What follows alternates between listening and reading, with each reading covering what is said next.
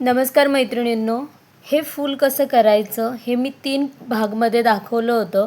पहिल्या भागात मी हे सिंपल बेस कसं करायचं, दुसऱ्या भागामध्ये मी हे रबरमध्ये कसं बनवायचं आणि तिसऱ्या भागामध्ये मी ह्या पाकळ्या कशा विणायच्या या दाखवल्या होत्या.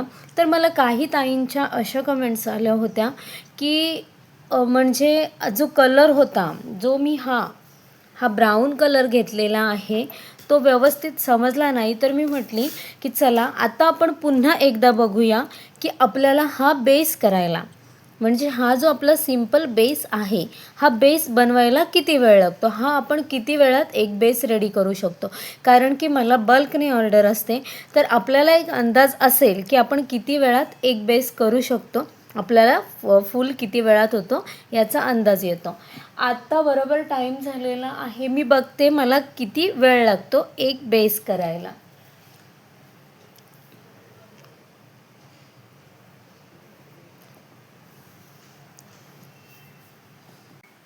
तर मैत्रिणींनो, आत्ता 7:45 झालेले आहेत आणि आता मी हा आपला बेस करायला सुरुवात करते.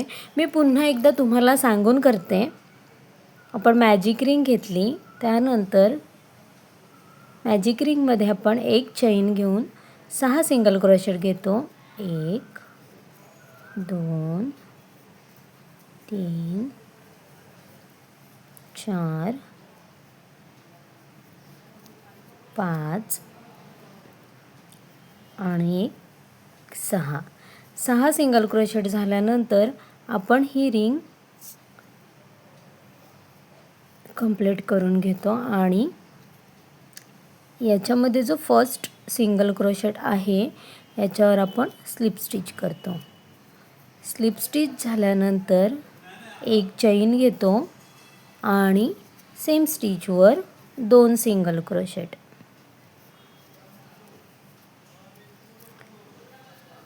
नेक्स्ट स्टिचवर पुन्हा 2, म्हणजे प्रत्येक सिंगल क्रोशेटवर आपण 2 सिंगल क्रोशेट घेणार आहोत. प्रत्येक सिंगल क्रोशेटवर 2 सिंगल क्रोशेट. असे सेकंड राऊंडमध्ये आपल्याला एकूण 12 सिंगल क्रोशेट मिळतात.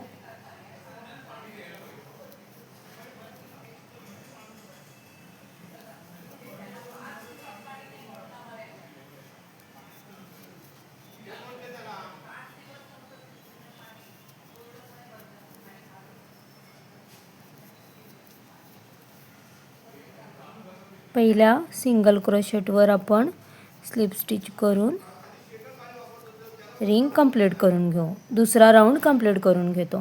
पुन्हा एक साखळी घ्या. सेम स्टिचवर एक सिंगल क्रोशेट. नेक्स्ट स्टिचवर 2, पुन्हा 1, नेक्स्टवर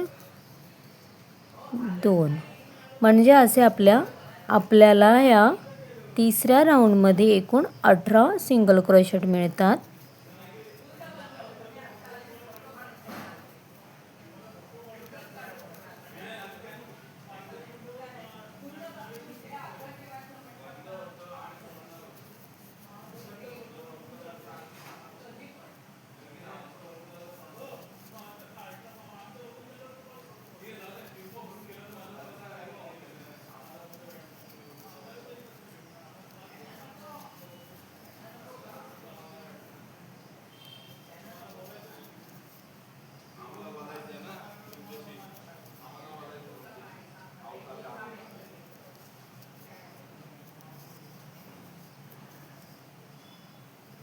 पुन्हा मी स्लिप स्टिचने जॉईंट करून घेतलं. एक साखळी घेतली, सेम स्टिचमध्ये 1, नेक्स्ट स्टिचमध्ये 1 आणि तिसऱ्या सिंगल क्रोशेटवर 2. म्हणजे आता आपण या राऊंडमध्ये 1 1 2 असं करणार आहोत. या राऊंडमध्ये आपल्याला एकूण 24 सिंगल क्रोशेट मिळतात.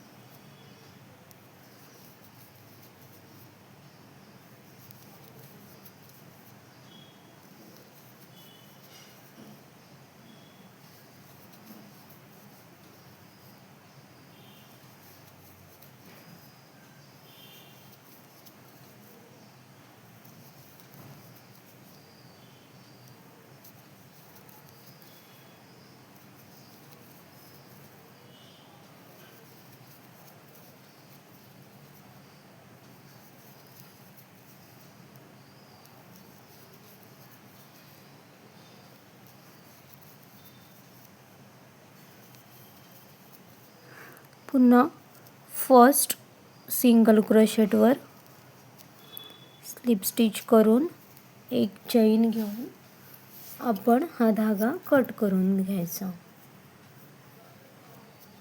हे बघा, असं आपलं हे बेस रेडी झालेलं आहे. हे तुम्ही पाहू शकता. याला आपण म्हणायला गेलो तर कंप्लीट 5 मिनटं आपल्याला लागतात एक बेस करायला.